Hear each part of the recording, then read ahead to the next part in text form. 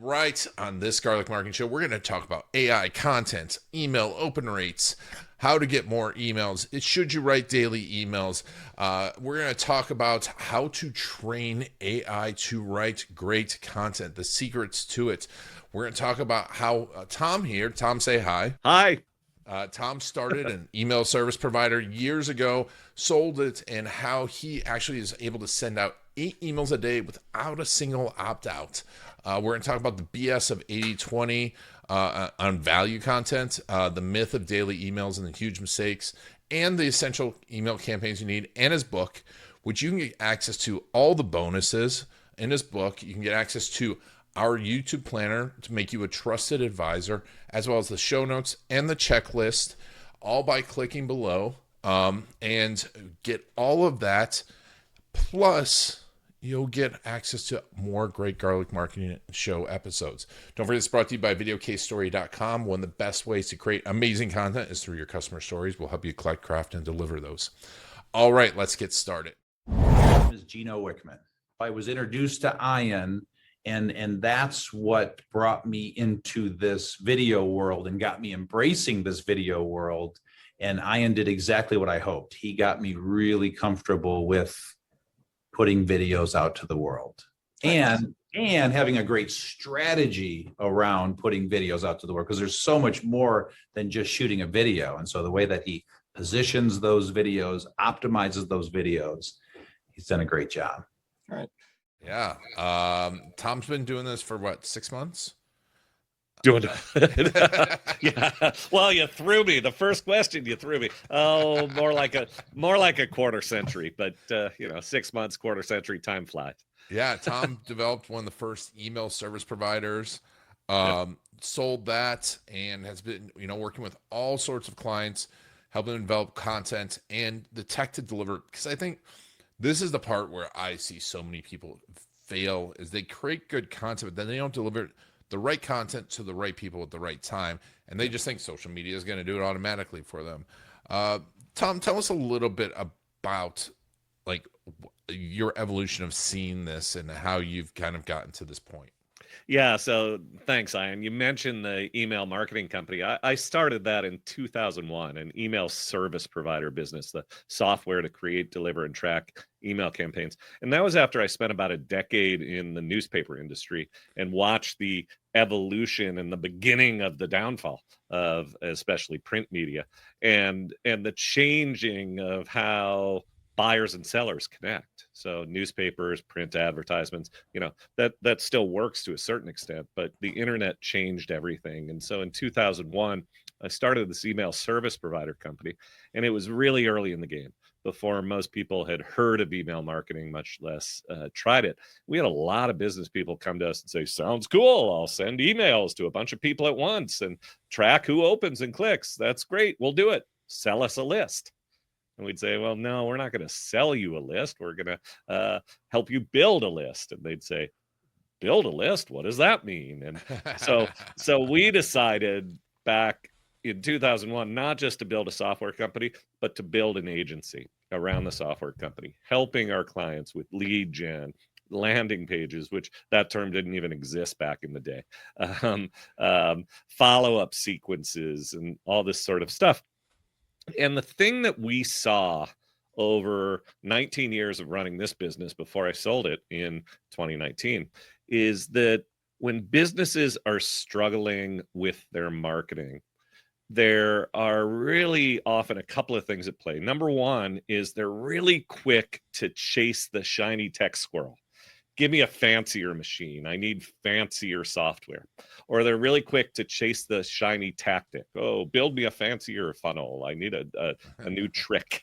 Or the shiny tactician. Oh, if I switch consultants, if I switch agencies, it's all gonna fix itself. But the number one thing that I saw holding most businesses back is the quality of the content. Most business people are not looking in the mirror and saying, well, maybe the problem is that my emails are boring, or my social posts are turning off people. And that's especially true for people who package their expertise for sale.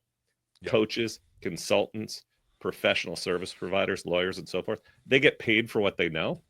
So they think that if they dish out stuff they know, here's the difference between a Roth IRA and a traditional IRA, that people will fall at their feet and hire them. It's not how it works. You have to create content that's entertaining and captivating and story powered so that people will tune in, know, like, trust, and respect you, and ultimately hire you. That's the first thing that comes before the tech. But then the thing that we also began to realize is that the real struggle for so many is, even after they get the content part right, they're actually making better emails or social posts, they're stumbling over their tech, because tech feels for so many like juggling bowling balls. You have an email service over here and a website system over here and your calendar system over here, and you're trying to cobble it all together, and it's a real pain. It's a real headache for a lot of business owners. So there are business owners who learn how to create better content, but they're not able to get it out the door to the right people at the right time. And so it's a combination of the two things: great content, but also great tech to help you get that content out the door. Great tech won't solve the problem if the content stinks. Great content won't solve the problem if the tech stinks. The two have to play together. And when you say tech, tell me a Yeah. little bit about what you're describing, because I think, that just that word alone might overwhelm some people, It or does. they might be like, "Hey, I've got all the tech. I'm putting it all together," right? But what do you mean by tech?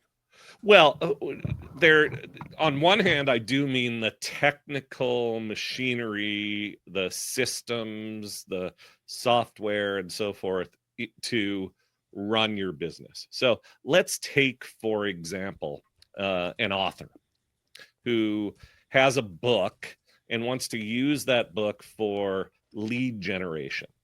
Okay, I've written this book. I want to get a bunch of leads. I want to engage those leads. I want to turn those leads into clients. Well, the tech that author is going to need is websites, or sometimes we call them funnels, sign up page where somebody can come and say, I want that book, a thank you page, maybe a video embedded on that page. Then there's going to be email follow-up. So, hey, thanks for downloading my book, and then you do a sequence of emails, hopefully automated. You don't want to be writing an email to every single person who downloads your book and then another one 3 days later. All of this is automated. Then you might have a call to action in your follow-up that involves scheduling a consultation or a free training.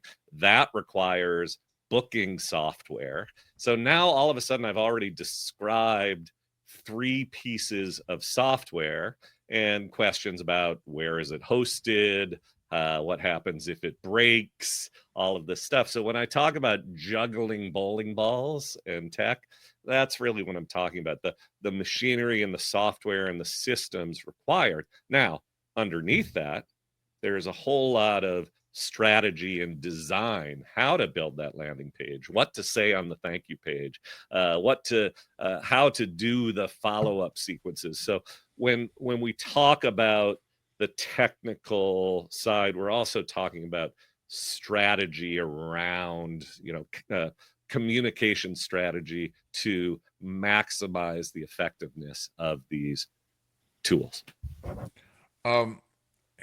And when you're looking at this and going, "Hey, I need to set it up," where do you start with the content, or you start with the tech, or where do you start? I start with the content. So because and I don't start the starting point precedes the content. What I start with is helping my clients, helping the business owner look at his audience, look at his market, and do what we call story discovery. So the first thing you need to know is who are the people I'm trying to reach, and what is it that they need? What's the emotional journey they want to take? Where are they now? Where do they want to go?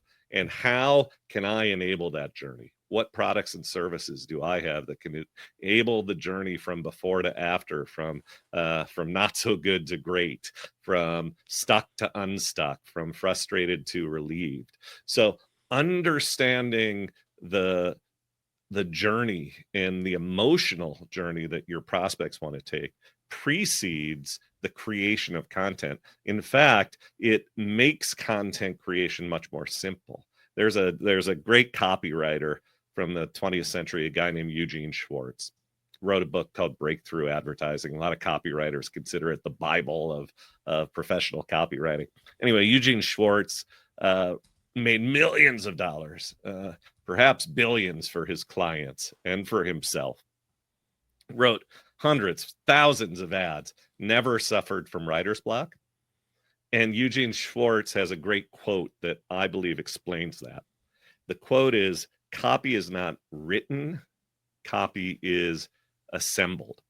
And the reason that that quote is so important is because most people, when they sit down to write an email, a social post, write a video script, a presentation deck for a webinar, they sit in front of that blank screen and they think, what now? Once upon a time, now what?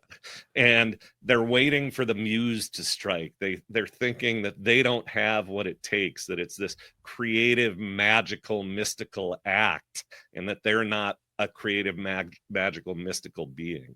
But what Schwartz's quote really demonstrates, and what we have built really based on that principle, is the idea that no, it's not a magical act, it's a craft. If you gather the building blocks in a systematic way, by asking the right questions, by looking in the right places, by listening, then what you have are the building blocks that allow you to assemble content in ways that don't feel hard, that you can do consistently. And so all of that work precedes the decisions about, all right, well, what tools do I use?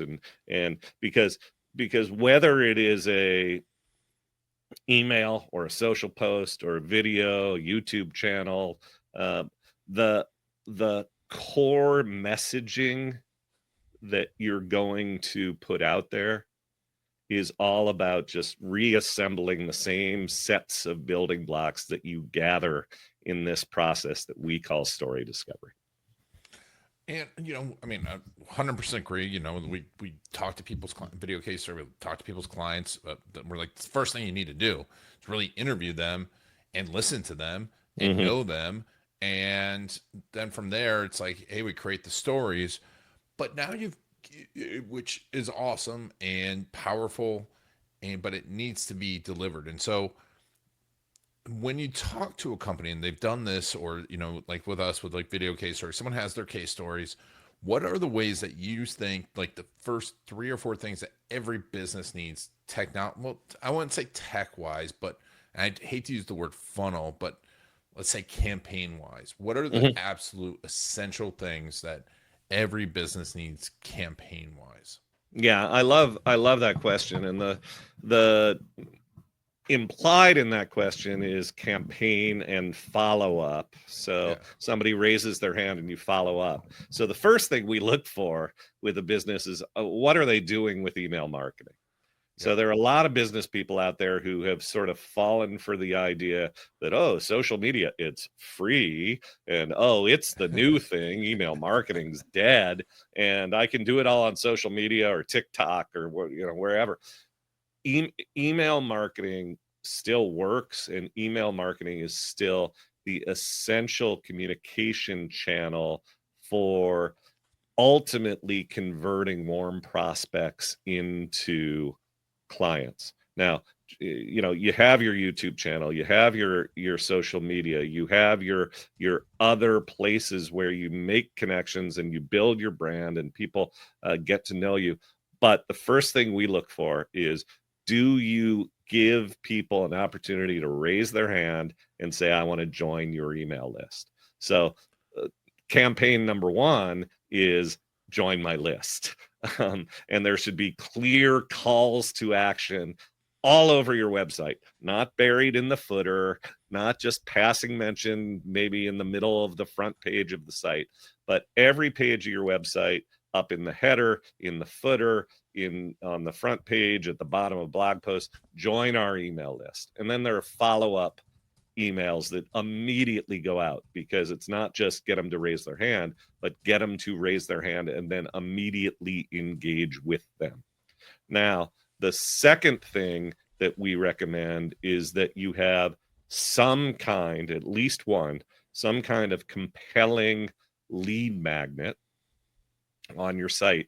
And it depends on the business, and it depends on the medium they're most comfortable with. But that could be a free report, a downloadable PDF ebook. It could be a video series. It could be anything. But what you are doing is offering valuable content in exchange for their email address. And they may come to the lead magnet first. They may come to your email list first. Either way, they're ultimately funneling into your email list so that you can begin to communicate with them on an ongoing basis. That's interesting with the sign up for the email list. I've always kind of been like, when I see people that like sign up for a newsletter, I'm like, does anyone really sign up for a newsletter, or do you need compelling copy for that? Yeah. So what we teach is that here, let me, I don't have it here in front of me, but speaking of what I hope is compelling copy, on my website, storypowermarketing.com, there's a big button at the top of every single page that says, get Tom's never boring emails. So first of all, just the button copy is more compelling than sign up for our email list. Yeah. Okay. And there's also a pop-up that comes up on the page that says, enter your name below to join the email list. If you're not ready to get emaily with me, click here to learn more and discover why so many authors, coaches, and other business leaders, plus my mom, adore my email. So I'm already showing up with a little bit of personality, having a little bit of fun. And if they click here, or if they click that button, they end up on a page where I have myself with a little bit of cartoon stuff going on. Hey, I'm glad to see you're here. Me and Talk Bubbles. And then I have 23 testimonials for my email list on my email sign up page. It's a sales page just to get a measly email. I'm not asking them to pull their wallet out, but it's built like a sales page. Headline: 23 authors, coaches, and other business leaders, plus my mom, tell you why they gobble up my emails most mornings. And then Brian Kurtz, Ted Padromo, Vance Morris, Michael Delon, Daniel Throssell, Kim Krause-Schwalm, all sorts of people, some well-known, some not so well-known, are raving about my emails. I'm selling this. That's how important it is. So I was looking at it. Brian Kurtz, had him on a bunch of times. Love him. Super smart, brilliant marketer. Yeah. He wrote one of my favorite books, Over Deliver. Yep. Before I ask you my next question, I was just looking. We didn't even mention your book. Tell me. We will. Yeah. The book's coming out. I want to know before. We'll talk more about it, but tell me, is the book called Story Power Marketing? Yeah. It's right here. Convenient. Story Power Marketing. Proven methods to create client attracting, profit generating content without getting stuck. Yeah, and when you sign up for the show, you'll be able to get access to that. We'll get you a link to buy that, as well as all the bonuses. And we're going to give you a checklist based on the show of things that you should do, as well as a summary of it, as well as our 2025 YouTube planner. You'll get all that when you sign up for the show. Now back to, after our little promotion there.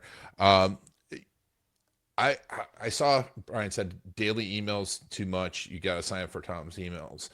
You write daily emails? I write week daily emails, Monday through Friday, and actually more emails than that when I'm launching something. I'm hosting a webinar tonight. I've already sent 2 emails out about that. I'm going to send 2 more before the webinar. So Wow. here's the thing that happens when you create content that's entertaining and valuable, informative, entertaining. Your audience begins to look forward to hearing from you. And you also, one of the really important principles that we teach is that you have to create content with a story selling mindset. So you have to embrace the idea that the emails or perhaps the videos that you're putting on your YouTube channel, the free stuff, that's just the first step in a continuum.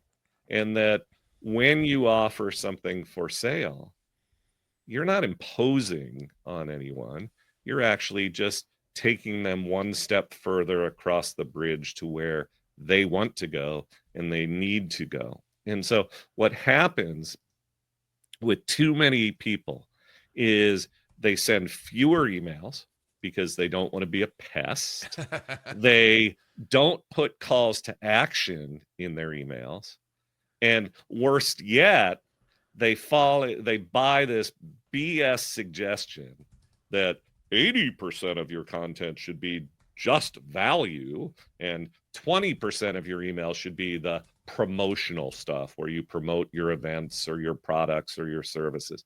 And here's what happens when you buy into that 80-20 BS. You program your audience to think that, okay, the 80% is the good stuff, the valuable stuff. The pitches are somehow bad, inferior, the by the way content, and they will tune out and ignore it. But if you have calls to action in all of your content, you train your audience to recognize that, you know what, I'm providing you a lot of really interesting stuff. I'm telling you good stories. I'm providing great information. And I'm always going to say to you, and here's the next thing you can do if you want more. And so when the day comes where I'm actually hosting an event or I'm launching a product, if I say a few extra times in an email, just want to let you know, don't forget the thing's about to start, or don't forget the card is opening, or don't forget the card is closing, no one minds. Yeah. I sent 8 emails over 2 days when I launched my book. 0 people complained. 0 people opted out. And in fact, I gave 0 people quit my list. I want to make a distinction. I gave the people on the list the opportunity to say, I want to stay on your list, but I want to click a link to say, yeah, I don't need to hear about the book anymore. I've heard enough about the book. So out of my entire email list, 8 people said, don't tell me about the book anymore, but they stayed on my list. So when you do this right, you've built this relationship with your list where they want to hear from you. They look forward to hearing from you. On a few occasions, I've been sick or whatever, and my email has gotten out late. I get emails from people on my list saying, where's the email today? That's when it's working well. That's amazing. That is amazing. And I think so, because I hear that so much, like, oh, no one wants to email. No one wants to email. But, to your point, I've had, clients, people that are listening to the show that, because we send out valuable emails, and we always, there is a call to action. It's like, hey, if you want to work with me doing this thing here, just tell me. Yeah. Because we're open for business. I think the worst thing that happens is when people say, oh, I didn't know you're accepting new clients. I didn't know what you did. I didn't know you do that still. I didn't know you're still in business. Which is, I see that so much from service providers. Are like, oh, it's not professional to send daily emails, blah, blah, blah, blah. And it's just quality, right? It is quality. And you've got everyone that's listening to this is an expert in some shape or form. And if someone opts in to talk to them, they are interested in that expertise. Yep. And so I think this is, immensely valuable advice. And now I want to get back, because this email piece is so important, the content piece, and segmenting a list and stuff. But I always tell people, this is the first piece of advice I always give them, is like what you just said: start building your email list. Like whenever someone's like, "Oh, I'm moving my business," or "I'm breaking off from my partner," blah blah blah, I'm like, start building your email list. Like, but I want a logo. I want, but you see, I want to drive home the value of the email list and emailing them. You see a lot of campaigns. You've got a ton of clients, and obviously, as an email service provider back in the day, I can't imagine the numbers of emails. Yeah. On average, what is the value of someone's list? Let's say, can you give me just guesstimates of if I have 5,000 people on my list and I email them daily, what would a value be? Well, gosh, that's very, very hard to. I know. That's why I asked it. Yeah, it's hard to estimate, and it's interesting because we are currently working toward a similar, being able to even answer that as closely as I wish in my own business. So, the reason I'm hemming and hawing a little bit is that it depends greatly on the quality of the contacts on your list. So I wrote this book, and there are a variety of different ways I'm promoting it. One way is I'm making a PDF copy of it available through different channels, including a site called BookFunnels. BookFunnels, you make your free content available. They have a giant audience. They promote it to the giant audience. The giant audience then can come and say, "Oh, I'm interested in that book," and they end up on your list. Okay. Another way that I'm promoting the book is by doing a campaign where I offer the paperback free plus shipping. And I'm doing advertising, paid advertising, to drive people to a page where they have to decide to pull their wallet out of their pocket, pay $5.95. They are going to have an opportunity before they check out to opt into a couple of additional products, what marketers call bumps. Okay. They are going to have an opportunity even to schedule an appointment with me when they, as soon as they've checked out. Now, I'm going to get hundreds, maybe thousands of people from BookFunnels who get my free PDF. I'm going to get a smaller number of people from the free plus shipping for the paperback, $6 or $7, whatever. Those people who pay for the paperback are much more valuable, are worth much more to me than the people who are over on that site. Those people are freebie seekers. It's much easier to make the impulse, "Oh, sure, I'll take a free PDF. Thank you very much." And whereas this person was willing to spend $7 to get my book, wants a hard copy of the book, and so on and so forth. So I share those details, to just share some advice on, hey, if you have a book, different ways to promote it through different channels, and B, to make the point that not all lists are created equal. Yep. And the leads on a list are going to be worth different things. Now, the underlying lesson is I need to pay attention to how many people from BookFunnels convert and buy my programs, how many people from the free plus shipping campaign understand what the cost of acquiring that customer through one channel versus another is. And then once you begin to understand that, at the campaign level, I can begin to say, every single person I add to my list from BookFunnels is worth this much.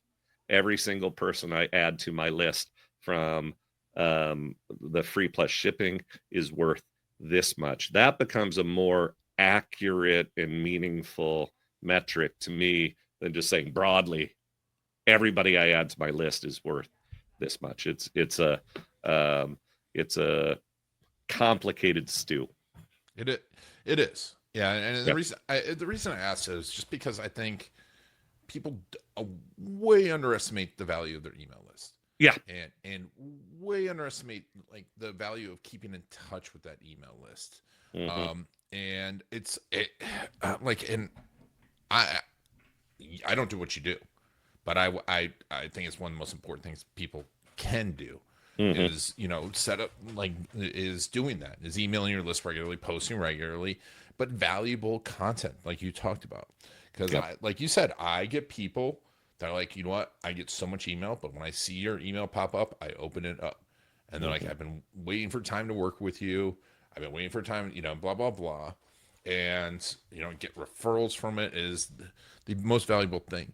But maybe step back a little. Did Mm-hmm. you, when you sold the company, were you building? Do you have an email list separate for Tom? How did that work? Yeah, that's an interesting question. I had a list of people who were following me from the old company that I brought with me, and I communicated with them. I said, sold the company, I'm doing this now. There's a lot of similarity. And I lost a lot of people who said, I was really interested in the whole email service provider side of what you did and less about the content marketing stuff. So Which is I fine, right? I think that's another thing. That's another thing to stress. Yep. It's good when people leave your email list because Do not sweat the opt-outs. yeah, Yes. people are like, Yeah. oh, I lost 5 people on my list. I'm like, so, and there's Yeah. just 5 people you don't have to worry about. Exactly. 5 people who it wasn't resonating with. Now, that assumes that you're doing it the right way.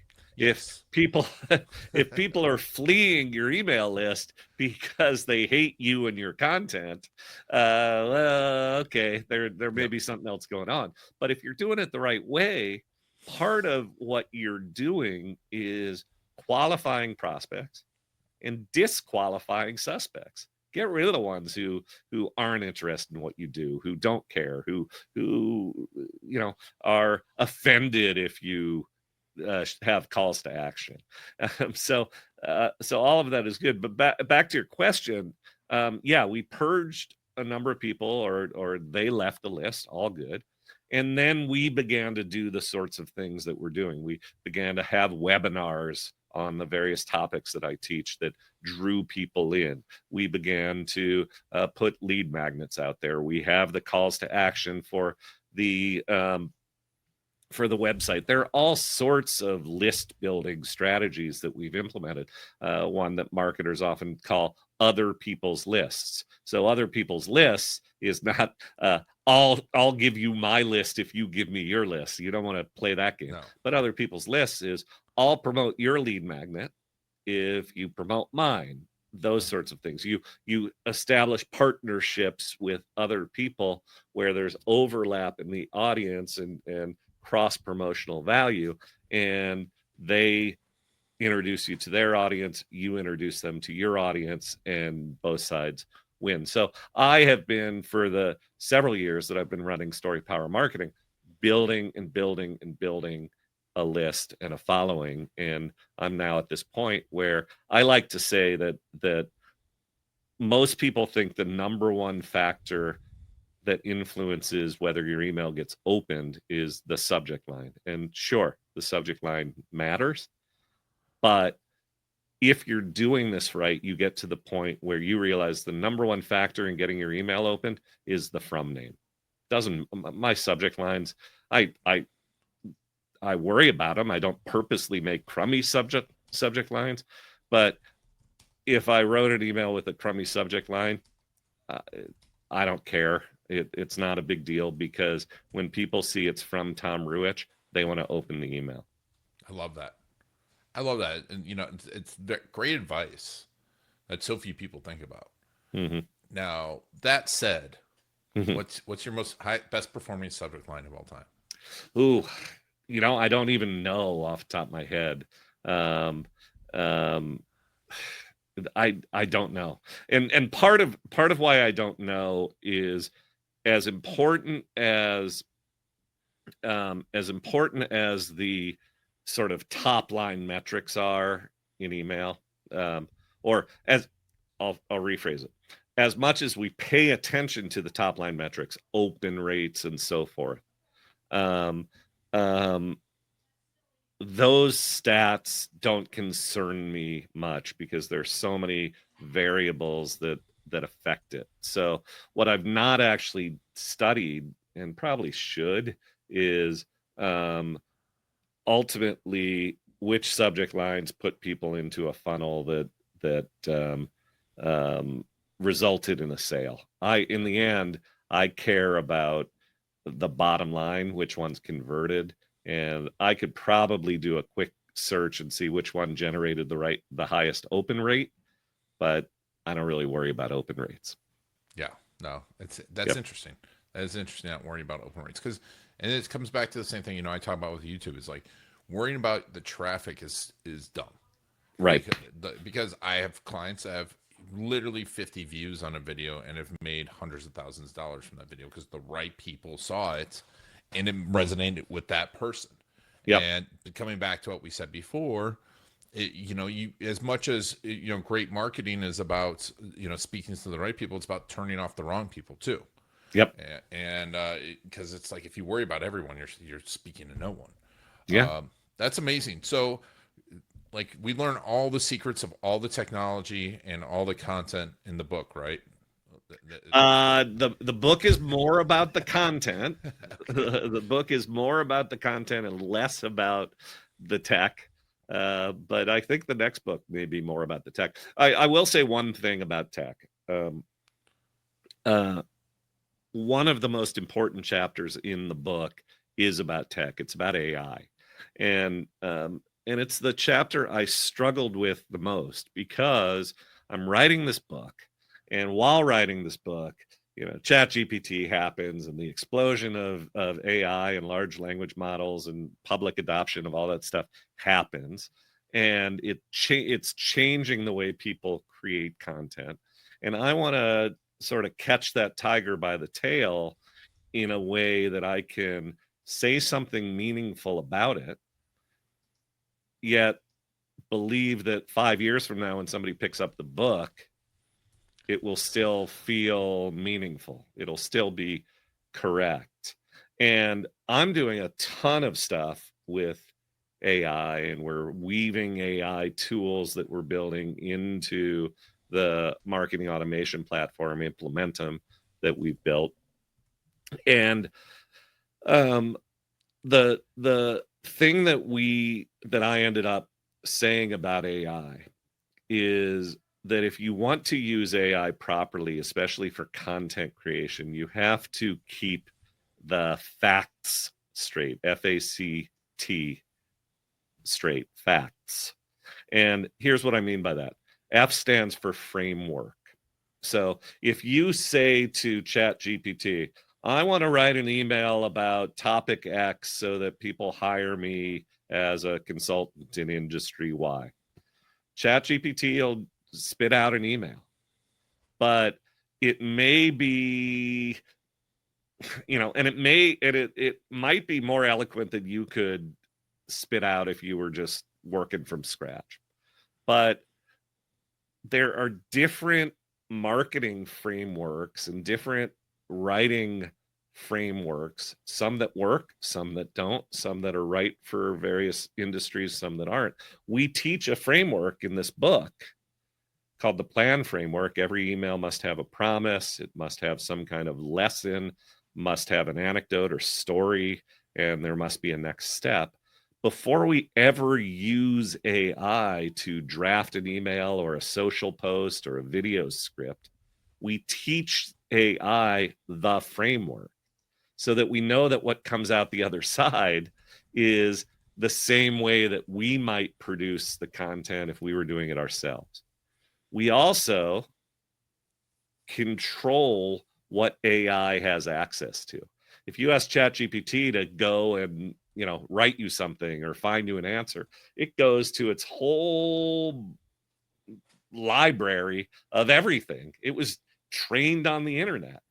And out there, what it consumed is a huge landscape that's filled with gold mines, a lot of good stuff out there, but it's also filled with landfills, a lot of garbage out there.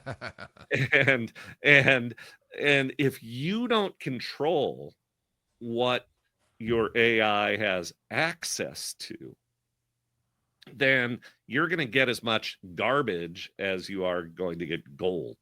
You know, the whole notion of large language models is they train on this vast supply of stuff, and they hand you back those things that are most common. Common is not necessarily right. Common is not necessarily the gold. The common thing may be the garbage. So if you give it access, you provide, so my AI has my book in it. I give it access to the stuff in my book. I give it access to my archive of blog posts. I give it access to some of the marketing people that I most admire and agree with. I control the access. And then I give it context. Who am I trying to reach? What do they need? What is there before? What is there after? And then finally, I test everything. So that framework, that's the one big tech thing in the book. Before you start playing around with AI, know the framework that you're trying to use for content creation, control what it accesses, give it context, and make sure that you test everything, because AI will spit out a lot of factual BS. So FACT, get the facts straight. That's the tech part of the book. Oh man, we just did a video for the state of Florida on ethics and attorneys about them using AI. Yeah. The case where they're like ChatGPT, and it's hilarious because it's like, oh my God, these attorneys were just getting cases from ChatGPT, and the ChatGPT is just making them up. Makes them up. Yeah, makes them up. A judge does not like getting a brief that has a citation that is, oh my God, pure fiction. Hopefully I can share it. It was an amazing video, because it's like we actually had a real judge portraying a judge, and this attorney was portraying the attorney who did it. And the judge was like so in his face that the real attorney actually felt bad, even though he's just an actor. Oh, that's funny. Yeah, but that's amazing advice on ChatGPT. Tom, we'll put a link, folks, if you want to get access to the book, all the bonuses to Tom, we'll get you all that information. Just make sure to, click the link below. If you're on YouTube, if you're not and you're watching it or you're listening on a podcast, go over to LinkedIn, connect with me, and tell me you want the information. If you're not on LinkedIn or YouTube, I can't do anything for you. So awesome. Tom, we'll definitely have to have you back talking more about the tech, but we'll put a link to Story Power Marketing, and obviously get access to the book. But thank you so much for being on the Garlic Marketing Show. Ian, thank you. Really appreciate it. My pleasure. And thanks for taking Tom and I on your journey and making us part of your story. This has been Ian Garlic and the Garlic Marketing Show.